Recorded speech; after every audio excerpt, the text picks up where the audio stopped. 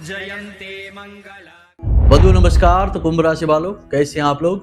उम्मीद करते हैं महामाई मां बगलामुखी की कृपा और आशीर्वाद से बहुत अच्छे होंगे। तो कुंभ राशि वाले बंधुओं, ध्यान से समझिए, आने वाले 10 से 12 दिन आपकी जिंदगी के लिए बेहद खतरनाक हैं। आपकी जिंदगी में परेशानियों की बाढ़ तूफान लाने वाले हैं। यदि आपने इन 10 से 12 दिनों में विशेष सावधानियां नहीं रखी, छोटी छोटी गलतियों को लगातार दोहराते रहे, अपने राहु को और अपने बुध और शुक्र को ख्याल में रखकर जिंदगी को नहीं जिया, तो आप निश्चित तौर पर अपना काम धंधा व्यापार तो ले डूबेंगे ही, अपने प्रेम अपने दाम्पत्य जीवन को भी आग लगा देंगे, बर्बाद कर देंगे।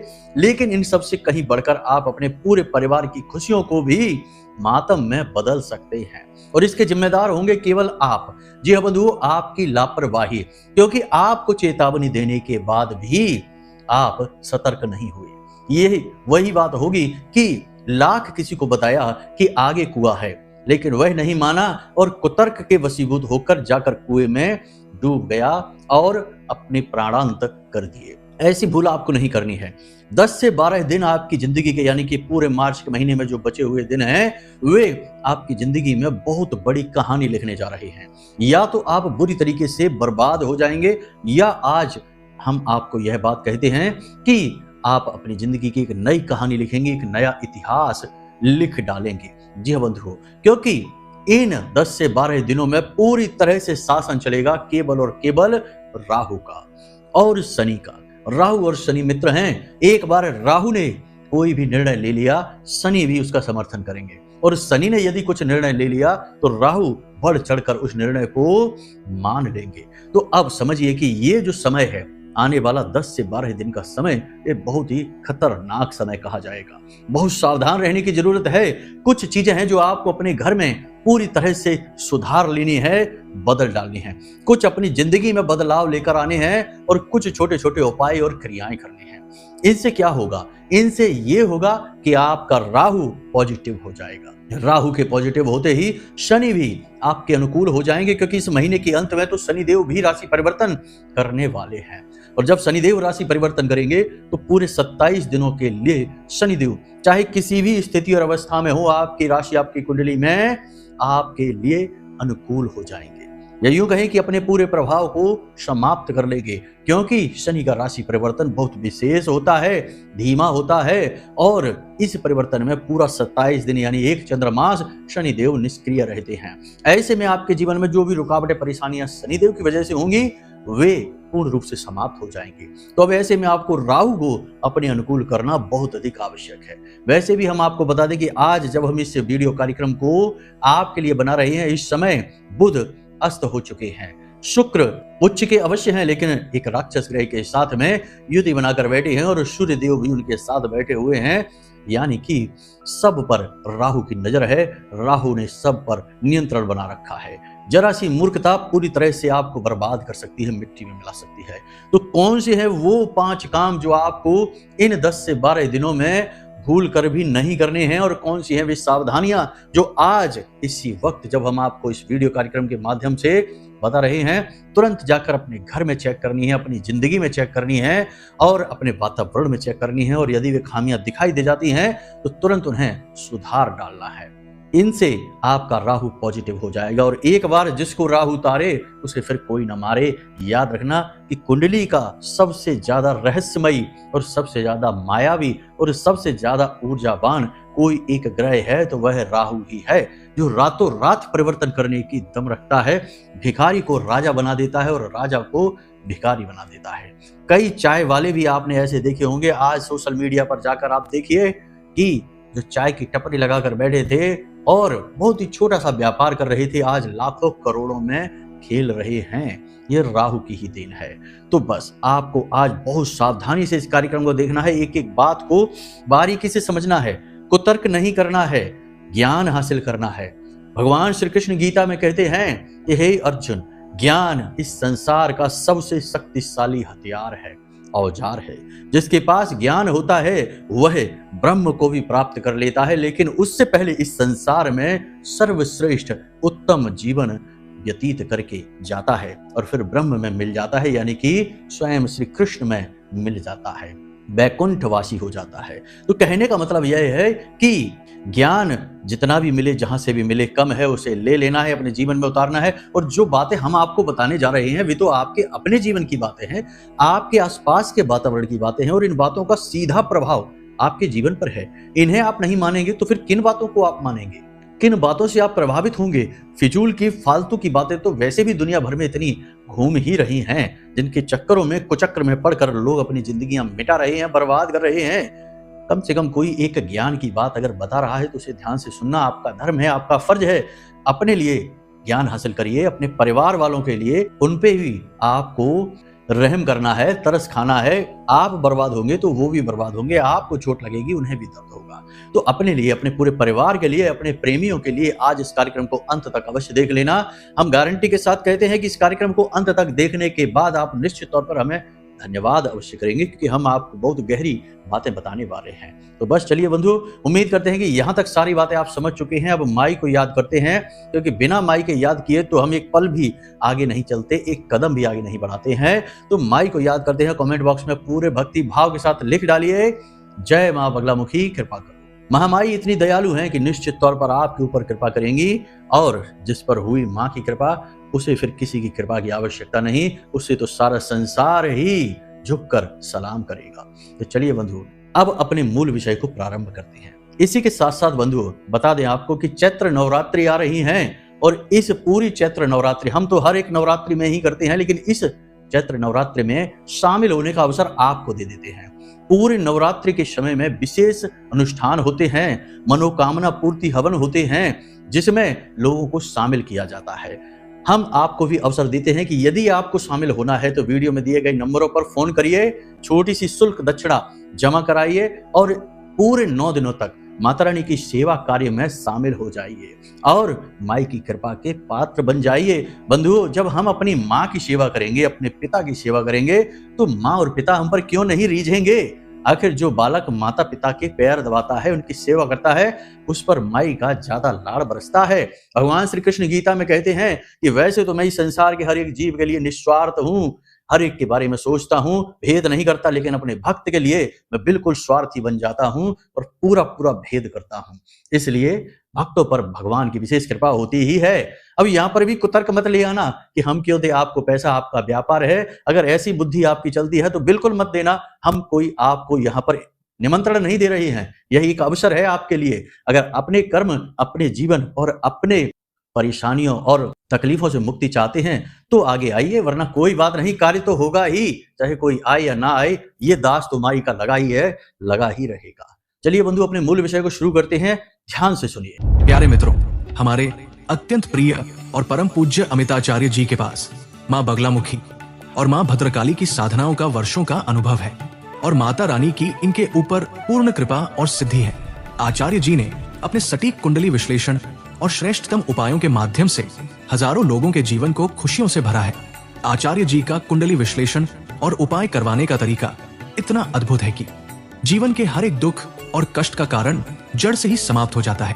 फिर समस्या चाहे जैसी भी हो, कर्जा बहुत बढ़ गया हो, व्यापार चल नहीं रहा हो, बीमारियों में आप बर्बाद हो चुके हो, रिश्तों में प्रेम समाप्त हो चुका हो, या फिर नौकरी ही ना मिल रही हो, विवाह में देरी होती हो, कैसी भी समस्या हो, इन समस्याओं का कारण क्या है, कौन सी महादशा परेशान कर रही है, कौन सा दोष लगा हुआ है, सब कुछ आचार्य जी इतना सटीक बताते हैं कि वर्षों वर्ष के दुख कुछ ही दिनों में समाप्त हो जाते हैं। अगर आपके जीवन में भी कोई ऐसी संकट की घड़ी है तो यही सही समय है जब आप पूज्य आचार्य जी के हाथों से अपनी कुंडली का विश्लेषण करवाएं और वर्षों से चल रहे दुखों और संकटों के इस चक्र से बाहर निकल जाएं। प्यारे मित्रों, अभी वीडियो में दिए गए नंबरों पर फोन करिए और अपनी कुंडली का श्रेष्ठतम आकलन करवा डालिए। जिंदगी बदलने का ये सबसे बड़ा मौका हाथ से मत जाने दीजिएगा। जय माई की, महामाई आपका कल्याण करे। सबसे पहले बात करते हैं बुध की, क्योंकि बुध सबसे महत्वपूर्ण ग्रह है। लाल किताब में बुध को सबसे बड़ा, शक्तिशाली और महत्वपूर्ण ग्रह माना गया है, क्योंकि बुध 3 जगह पर नियंत्रण रखता है, आपकी बुद्धि, आपकी वाणी और आपके व्यापार पर। लेकिन इसकी एक सबसे बड़ी समस्या यह है कि यह बिन पैंदी का लोटा है, कब कहां लुढ़क जाए पता नहीं चलता है, किस ग्रह के साथ किस प्रकार का बर्ताव करेगा इसका पता नहीं चलेगा, इसीलिए इसे बालक ग्रह भी कहा जाता है। अब समझने की बात यह है कि बुध यहाँ पर बिल्कुल शक्तिहीन है, सो चुका है, अस्त हो चुका है और बकरी चाल भी चल रहा है। साथ ही शुक्र भी बकरी हो चुके हैं। बकरी में तो जातक जानते ही हैं कि ग्रह पूर्ण रूप से सुप्त अवस्था में चले जाते हैं, गहरी निद्रा में चले जाते हैं, प्रभाव समाप्त हो जाते हैं, उल्टे नकारात्मक प्रभाव ही बढ़ने लगते हैं। तो अब ऐसे में आपको बहुत सावधान रहने की आवश्यकता है। 3 तरीके की घटनाएं आपके साथ आने वाले 10 से 12 दिनों में होंगी। पहली घटना यह है कि आपके आसपास के लोग आपको उकसाएंगे, आपसे ऐसी बातें बोलेंगे जिससे आपका क्रोध बढ़ेगा, वाणी से संतुलन हट जाएगा और आप ऐसी कोई बात कह देंगे जिससे आपका विवाद, तनाव और झगड़ा हो जाएगा। मतलब यह है कि आपको ऐसा लगेगा जैसे कि आपके आसपास के वातावरण के लोग हैं, आपके अपने ही रिश्तेदार ही, आपके मित्र यार ही, आपके ऑफिस में कार्य करने वाले लोग ही आपको भड़काने वाली बातें करेंगे, उकसाएंगे। और ये उकसाना इस हद तक होगा कि आपको क्रोध आ जाएगा, आप अपना नियंत्रण खो देंगे। ये विडंबना है, ऐसा होगा ही। जब जब ये कहा जाता है कि शांत रहिए तो लोग उसी वक्त ज्यादा बातें करते हैं। यह प्रकृति का नियम है, विरोधाभासी गतिविधियां इंसान की होती ही हैं। तो यही आपके साथ होगा। दूसरा यह होगा कि व्यापार अचानक से धीमा हो जाएगा, ठप भी हो सकता है। 10 से 12 दिनों में व्यापार की गति लगभग शून्य हो जाएगी। जहां 2-4 हजार की बिक्री होती थी किसी दुकान पर, अब 200-400 की भी हो जाए तो बहुत मानना। तीसरा यह होगा कि आप गलत जगह पर पैसा लगा सकते हैं। कोई ऐसी योजना, कोई ऐसी स्कीम आपको बता सकता है जिसमें आप पैसा लगा सकते हैं। शॉर्टकट के चक्कर में आप अपना पैसा, अपनी रकम डुबा देंगे। शेयर मार्केट से दूर रहना है, सट्टेबाजी से दूर रहना है और किसी गेमिंग ऐप वगैरह जो मोबाइल में आजकल चलते हैं, फंसाने वाले जो जाल हैं, इनसे आपको दूर रहना होगा। अपनी बुद्धि का पूरा प्रयोग करना होगा। नींद लेने में आपको समस्याएं आएंगी, नींद अच्छी नहीं आएगी। रात को जब आप सोएंगे भी तो अगले दिन, बेशक रात में आप पूरी रात सोएंगे तब भी अगले दिन आपको थकान का एहसास होगा। ऐसा लगेगा जैसे कि आपके शरीर में जान ही नहीं है, ऊर्जा की कमी आप महसूस करेंगे। इसी के साथ साथ आपका दिमाग, आपका सिर थोड़ा भारी सा रहेगा। ये 10 से 12 दिनों के संकेत हैं जो हमने आपको बता दिए हैं। अब कुछ चीजें ऐसी हैं जिनसे आपको बहुत सावधान रहना है। हमने अपने पिछले कार्यक्रम में भी आपको बताया था कि कुछ लोगों से और कुछ जगहों से आपको दूर रहना है। फिर से आपको बता देते हैं कि जहां 3 तरीके की बातें हो रही हो, एक किसी की चोली हो रही है, पीठ के पीछे बुराइयां हो रही हैं, दूर रहना। दूसरा धर्म का अपमान, भगवान का अपमान हो रहा है, दूर रहना। और तीसरा कहीं पर जुआ या फिर शराब पी जा रही है या कुकृत्य किए जा रहे हैं, वहां से आपको दूर रहना है, वरना नकारात्मकता आपके ऊपर बुरी तरह से हावी हो जाएगी। ये बुद्धि कम करने वाला समय है, यानी बुद्धिहीन होने वाला समय है। राहु निगेटिव होने वाला समय है। राहु की चपेट में बड़े शक्तिशाली ग्रह आ चुके हैं। शुक्र भी है, बुध भी है, सूर्य भी है, ये राहु की चपेट में आ चुके हैं। तो ऐसे में आपको बहुत संभल कर चलने की आवश्यकता है। नहीं संभलेंगे तो फिर मान सम्मान जाएगा, झगड़ा बहुत ज्यादा हो जाएगा, कोर्ट कचहरी तक बात पहुंच सकती है, थाना और पुलिस तक बात पहुंच सकती है। इसी के साथ साथ पैसे रुपए का बड़ा भारी नुकसान आप करवा बैठेंगे। तो बहुत संभल कर चलने की आवश्यकता है इन 10 से 12 दिनों में। ये बहुत बड़ी सावधानियां। अब कुछ चीजें हैं जो हम राहु से जुड़ी हुई आपको बताने जा रहे हैं। उसके बाद हम आपको 1 नहीं, 2 नहीं, 3 नहीं, 4 ऐसे उपाय बताएंगे जो राहु को तुरंत चुटकियों में आपके लिए पॉजिटिव बना देंगे। ये चारों उपाय आपको करने हैं, या फिर आप चाहें तो एक कर सकते हैं, आपके ऊपर है। लेकिन यदि सर्वोत्तम परिणाम चाहिए तो चारों उपाय कर लेना, आपका हित ही हित होगा। माला माल हो जाएंगे, वारे न्यारे हो जाएंगे, राहु आपके साथ आ जाएंगे, फिर तो पूछना ही क्या है। आप ही राजा और आप ही करोड़पति बनेंगे, दुनिया भर की तरक्की हासिल करेंगे। तो ध्यान से सुनिए। सबसे पहली चीज, जल्दी से देखिए अपने घर में कि कहीं कोई नल तो नहीं टपक रहा, पानी बर्बाद तो नहीं हो रहा है, लगातार पानी रिसता तो नहीं रहता किसी जगह पर। यदि देखना ऐसा है तो उसे तुरंत बदल दीजिए, कोई ऐसी व्यवस्था करिए कि पानी बर्बाद ना हो। दूसरा, कि पानी को खुद से भी बर्बाद नहीं करना है। गाड़ी वगैरह धो रहे हैं, दुनिया भर का पानी बह रहा है, नल चालू करके खड़े हैं और होश ही नहीं है कि क्या करना है, किसी और चीज में लगे पड़े हैं और इधर पानी बह जा रहा है।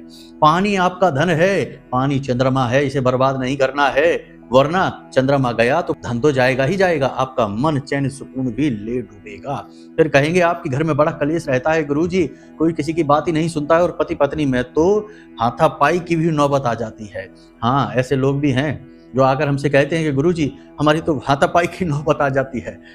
ठीक है, कब होता है, क्योंकि जब जब नियंत्रण खोते हैं लोग तो कुछ भी कर बैठते हैं। तो ये सारी क्यों है? क्योंकि चंद्रमा खराब कर लिया खुद से, और चंद्रमा आपका मन, आपका धन है, तो पानी नहीं टपकना चाहिए। दूसरा, टूटे फटे फर्नीचर मतलब कि सोफे टूट चुके हैं, कुर्सियां टूट चुकी हैं, प्लास्टिक की हैं, लकड़ी की हैं, टूटी हुई फर्नीचर अपने घर में नहीं रखना है, छत पर भी नहीं डाल देना है। लोगों की आदत होती है, स्टोर रूम एक बना रखा है घर में। अब स्टोर रूम की दिशा का ज्ञान नहीं है, किस दिशा में है, कहीं भी बना लिया और वहां पर कचरा भरे जा रही है, टूटी फूटी चीजें डाली जा रही हैं। अब समझिए कि वो स्टोर रूम आपके घर का निगेटिव एनर्जी का पावर हाउस है। वहां से दुनिया भर की निगेटिव एनर्जी आपके घर में आ रही है। जिन जिन लोगों ने स्टोर रूम बनाया है, फिर उस स्टोर रूम में कचरा भरा है, यानी कि टूटी फूटी चीजें भरी हैं, वे लोग ही बुरी तरीके से व्यापार में चोट खाए हैं, पैसे का नुकसान कराया, घर में बीमारियां आई और घर के बच्चे आवारा हो गए, किसी की नहीं सुनते, मन मर्जी करते हैं, मनमुखी हो गए, किसी की बात नहीं मानते। फिर ये लोग आते हैं और कहते हैं कि गुरुजी ऐसा। जब उनसे बात करो तो पता चलता है कि कुंडली में कोई समस्या नहीं, ग्रहों की कोई स्थिति खराब नहीं। घर का हाल देखा तो स्टोर रूम में दुनिया भर का कचरा पड़ा है, अंधेरा पड़ा है, मकड़ी के जाल लगे हुए हैं। तो बताओ, बर्बादी उनकी नहीं होगी तो किसकी होगी? खुद अपने घर में नेगेटिव एनर्जी का स्टोर रूम बना रखा है, पावर हाउस लगा रखा है। तो ये नहीं करना है, स्टोर रूम घर में होने ही नहीं चाहिए। ये तो विदेशी व्यवस्था है और विदेशी व्यवस्था तो है ही कुव्यवस्था की देन। हर एक संस्कारहीन, हर तरीके से चौपट व्यवस्था है। उनकी व्यवस्थाएं हमारे यहाँ जब से आई तब से हमारे देश, हमारे समाज का भी सत्यानाश हो गया। लोग अधकचरे हो गए, ना इधर के रहे ना उधर के रहे। तो ये हमें नहीं करना है। हमारे यहाँ की व्यवस्था है कि जो हमारे घर का उपयोग का सामान है उसे हम उपयोग करते हैं, जितना भरसक प्रयास करते हैं उपयोग करते हैं। लेकिन जब वह उपयोग के योग्य नहीं रहता तो उसे हम घर से बाहर निकाल देते हैं। आपने देखा होगा कि गांव क्षेत्र में भी एक घूरा होता है। घूरा मतलब कि एक ऐसी जगह होती है जहां पूरे गांव के लोग कचरा डालते हैं, या 10-20 घरों के लोग एक जगह कचरा डालते हैं, लेकिन घर में नहीं रखते हैं। तो आपको ये देखना है कि आपके घर का स्टोर रूम की क्या हाल है। स्टोर रूम साफ सुथरा रखिए, लाइट की व्यवस्था रखिए, मकड़ी के जाल नहीं लगाने हैं, गंदगी नहीं होने देनी है, और बहुत टूटी फूटी चीजें हैं उन्हें निकाल कर बाहर फेंक देनी है। छत पर जाना है, छत पर देखना है कि कहीं छत पर ऐसा तो नहीं है कि बहुत ज्यादा कचरा, बहुत ज्यादा गंदगी। आपका छत, आपका राहु है तो बहुत ज्यादा कचरा तो नहीं है, बहुत ज्यादा गंदगी तो नहीं है, टूटा फूटा फर्नीचर, जंग लगा हुआ सामान या फिर लकड़ी सड़ी हुई आपके छत पर तो नहीं पड़ी हुई है। अगर है, हटा दीजिए, छत को साफ करिए, आपका राहु अपने आप सही हो जाएगा। अपने घर के टॉयलेट साफ सुथरे रखिए, राहु की जगह है ये। आपके घर की दहलीज, आपकी छत, आपके टॉयलेट राहु का स्थान है। दहलीज को साफ सुथरा रखिए। दहलीज यदि टूटी फूटी है तो उसे सही कर लीजिए, यदि नीची है, गहरी है तो उसे ऊंचा कर लीजिए, लेकिन उसे साफ सुथरा रखिए। तो दहलीज की व्यवस्थाएं बनाइए, बाथरूम को साफ रखिए, छत को साफ रखिए। ये पॉजिटिव एनर्जी बढ़ेगी आपके घर की, राहु आपका पॉजिटिव हो जाएगा। अब 2 जगह आपके घर में ऐसी हैं जिन्हें आपको पूरी तरीके से पॉजिटिव रखना ही होगा, क्योंकि ये आपकी पॉजिटिव एनर्जी का पावर हाउस है। यानी कि आपके घर का मंदिर, पूजा घर, जहां भगवान वास करते हैं, वहां तो पॉजिटिव एनर्जी होगी ही, भरपूर होगी। दूसरा, आपके घर का रसोई घर, जहां आपके पूरे घर की ऊर्जा संग्रहित होती है, वहीं से सबको ऊर्जा मिलती है, भोजन ग्रहण करते हैं। माता अन्नपूर्णा का वास होता है, माता लक्ष्मी का वास होता है, भगवान धनवंतरी का वास होता है, कुबेर देव का वास होता है, साथ ही साथ पितृ देवताओं का भी वास होता है। बहुत सारे देवी देवताओं का वास तो केवल आपके रसोई घर में ही होता है। पूजा घर में तो खैर सभी देवी देवताओं का वास माना ही जाता है। आपके पूजा घर में देखना है कि कोई निर्माल्य तो नहीं है, कोई ऐसा स्थान, ऐसा बर्तन जहां पर आप जली हुई बत्तियां रखते हैं। जैसे दीपक से बत्ती जल गई है, बच गई है, आपने उसमें डाल दी। ये अगरबत्ती के बचे हुए पैकेट हैं, पॉलीथीन वगैरह हैं, यानी एक डस्टबिन जैसा एक सामान डब्बा रख रखा है, उसमें ही सब कचरा डाल रहे हैं, बाद में उसे कहीं रख देते हैं, फेंक देते हैं। नहीं, ऐसा कोई भी सामान जो प्रयोग का नहीं है, पूजा के प्रयोग का नहीं है, या प्रयोग हो चुका है, वह निर्माल्य है। चढ़े हुए फूल, जली हुई बत्तियां, अगरबत्ती की बची हुई लकड़ियां और यहाँ तक कि राख भी, सब कुछ निर्माल्य है। उसे उठाइए और जो आपके घर के पवित्र पौधे हैं, उन पौधों की जड़ों में उन्हें डाल दीजिए। ये सब निर्माल्य है। पूजे घर को जितना हो सके उतना साफ रखिए, ठीक है। दूसरा, रसोई घर में आ जाते हैं। रसोई घर में, हाँ, पूजा घर की एक और बात है कि पूजा घर में किसी इंसान की तस्वीर नहीं, जैसे कि कोई पितृ पूर्वज है, कोई व्यक्ति के परिवार का ऐसा जो इस संसार से जा चुका है, उसकी तस्वीर लगा लेते हैं बहुत से लोग। कुछ लोग तो भगवान की तस्वीरों के बगल से ही अपने पूर्वजों की तस्वीर को रख लेते हैं। ये बहुत गलत होता है। फिर ऐसे घरों में भूतों का वास हो जाता है। फिर लोग कहते हैं कि गुरुजी, सब चारों तरफ से बर्बादी आ रही है, क्या करें समझ नहीं आता। तो बस ये गलती है, तो ये नहीं करना है। दूसरा कि अपने गुरु, बहुत से लोग गुरु का सम्मान करते हैं, ठीक है, अच्छी बात है। गुरु ब्रह्मा, गुरु विष्णु, ठीक है, तो गुरु का सम्मान करते हो, लेकिन गुरु को भगवान के साथ नहीं, गुरु को भगवान से थोड़ा निम्न स्थान पर रखिए। पूजा घर में ही रख लीजिए, उसी अलमारी में रख लीजिए, लेकिन निम्न स्थान पर, उच्च स्थान पर भगवान को रखिए, निम्न स्थान पर गुरु को रखिए। क्योंकि आपके गुरु आपके लिए भगवान है, लेकिन वो भगवान नहीं है, हैं तो वो भी इंसान ही, उन्होंने भी भगवान की साधनाएं की हैं, तब उन्हें इतना बल प्राप्त हुआ है, तेज प्राप्त हुआ है कि आप उन्हें गुरु मान रहे हैं। तो वो आपके लिए भगवान है, लेकिन सबके लिए भगवान नहीं है। लेकिन भगवान सबके लिए भगवान है, ना हमारे लिए, ना आपके लिए, सबके लिए। समझ में आई आपको बात? तो किसी इंसान को, चाहे वो आपके गुरु ही क्यों ना हो, भगवान के बराबर से नहीं बिठाना है हमको, थोड़ा सा नीचे रखिए उनको, बाकी आप उन्हें रख सकते हैं, पितृ पूर्वजों को नहीं। तो पूजा घर की ये व्यवस्था हो गई। अब देखना है आपके रसोई घर को।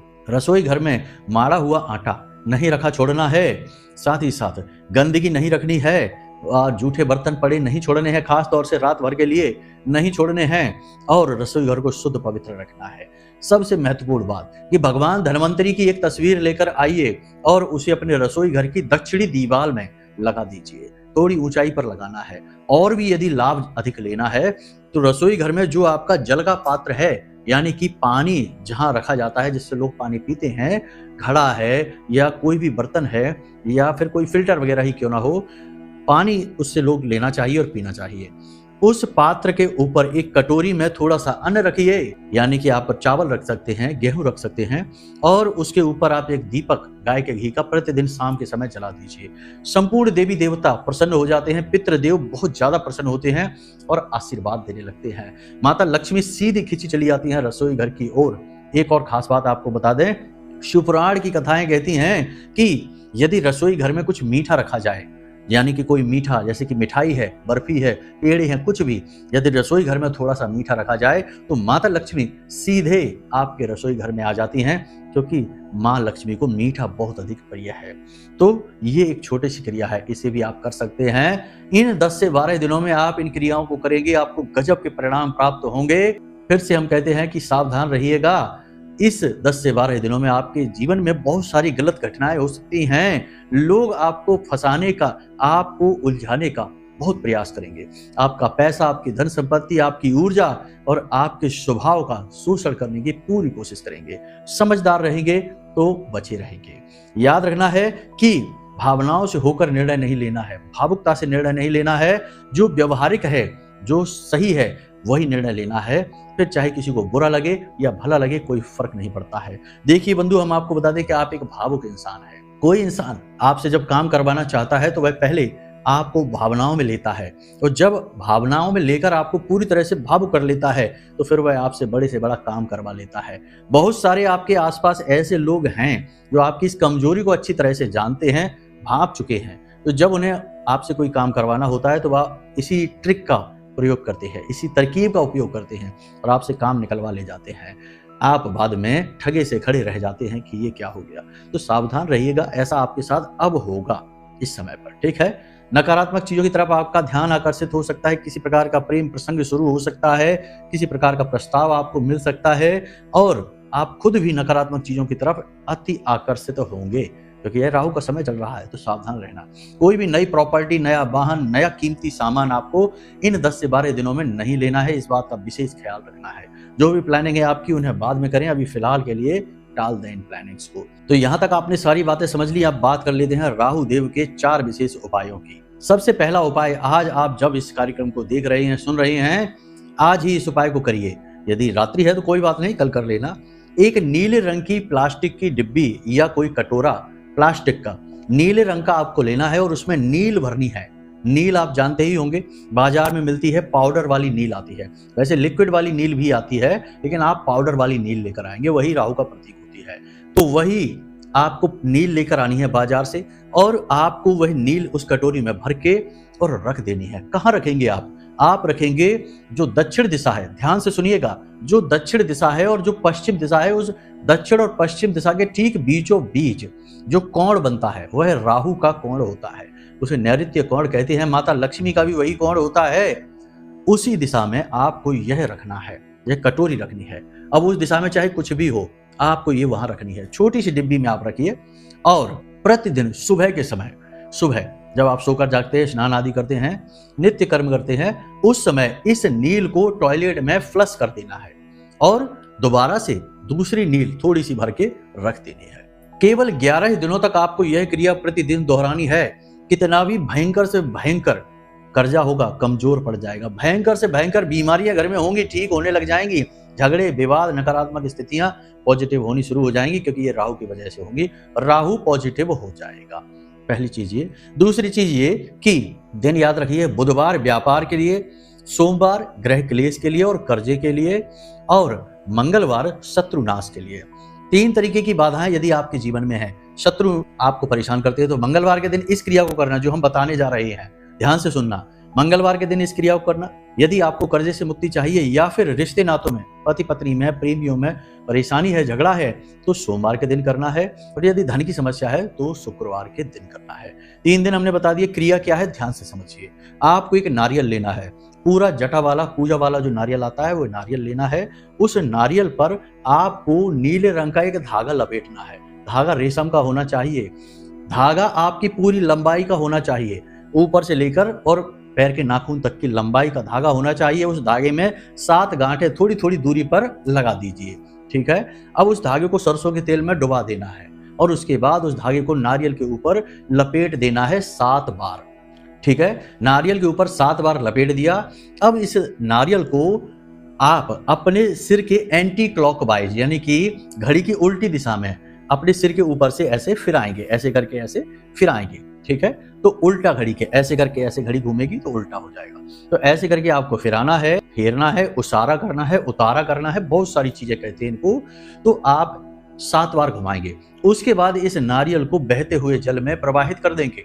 बहता हुआ जल नहीं है, कोई बात नहीं। पीपल के वृक्ष, जो एकांत में कहीं पीपल का वृक्ष हो, मंदिर में ना हो, एकांत में कोई पीपल का वृक्ष हो, उसमें थोड़ा सा वृक्ष के नीचे थोड़ा सा गड्ढा खोदेंगे और इस नारियल को उस मिट्टी में दबा देंगे। हमने कारण आपको बता दिया है कि जैसी समस्या है वैसे दिन का चुनाव करना। आप मानकर चलिए कि आप कर्जे से बहुत अधिक परेशान हैं, तो सोमवार के दिन इस क्रिया को करिए और आपको 7 सोमवार इस क्रिया को करना है। भयंकर से भयंकर कर्जा होगा, परेशानी, घाटा होगी, समाप्त हो जाएगा। पैसे की दिक्कत है, शुक्रवार के दिन करिए। और बता दिया है हमने कि अगर शत्रुओं से परेशान हैं तो मंगलवार के दिन करिए। तो इन क्रिया को 7 बार करना है, बस ये याद रखना है आपको। ये दूसरा हो गया। तीसरा उपाय ध्यान से समझिए। जब भी घर से बाहर निकलें किसी भी काम के लिए, तो अपने घर की जो दहलीज है उस दहलीज पर 4 काली मिर्च के दाने डाल दीजिए और अपने दाहिने पैर से उन्हें मसल दीजिए, ठीक है। वो फूट जाने चाहिए। और उसके बाद आप सीधे घर से बाहर निकल जाइए, पीछे मुड़कर नहीं देखना है, वापस घर में नहीं आना है, ठीक है। काम पर अपने चले जाइए। 100% राहु एक्टिव हो जाएगा, पॉजिटिव हो जाएगा और आपका काम बन जाएगा। अंतिम उपाय, बहुत ही सरल उपाय है। अंतिम उपाय, परफ्यूम लेकर आइए, इत्र, अल्कोहल वाला नहीं। बाजार में जो परफ्यूम आते हैं उनमें अल्कोहल बहुत होता है, आपको इत्र लेकर आना है जो पूजा पाठ में प्रयोग होता है। अपनी खुशबू का, अपनी पसंद की खुशबू लेकर आइए और इत्र लेकर आकर उस इत्र को लगाइए। कहाँ लगाएंगे आप? अपनी कॉलर पर, यहाँ पर, ये जो आपकी कॉलर है यहाँ पर, इस किनारे पर लगाइए और इधर लगाइए। इन 2 जगहों पर, यानी इन कॉलर्स पर अपने इत्र को लगाइए और अपने काम पर निकल जाइए। पॉजिटिव शुक्र हो जाएगा, बुध मजबूत हो जाएगा। राहु कितना भी नेगेटिव हो, कितना भी नेगेटिव हो, राहु की महादशा चल रही हो, राहु की दृष्टि पड़ रही हो, आपके कर्म स्थान पर पड़ रही है या आपके भाग्य स्थान पर पड़ रही है, धन भाव पर पड़ रही है, धन भाव में ही राहु बैठ गए हैं, कोई समस्या नहीं।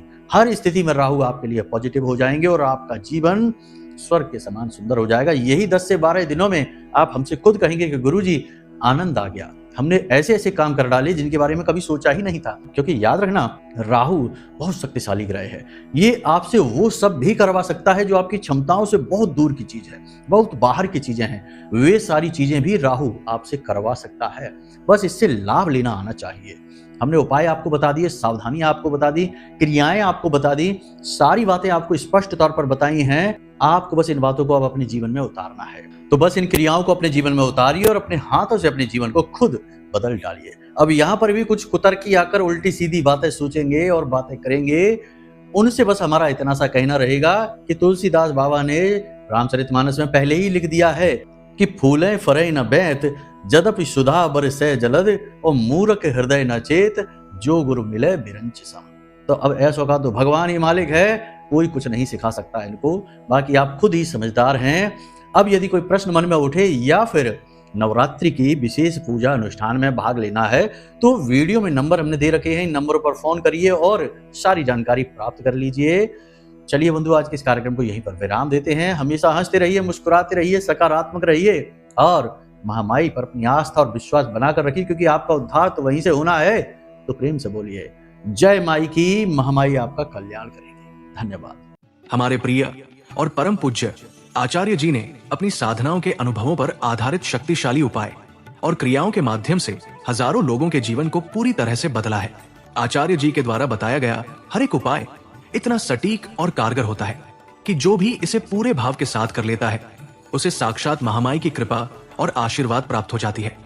इसलिए निसंकोच इन उपायों को पूरे भाव के साथ करिए, आपका कल्याण होगा। जय माई की।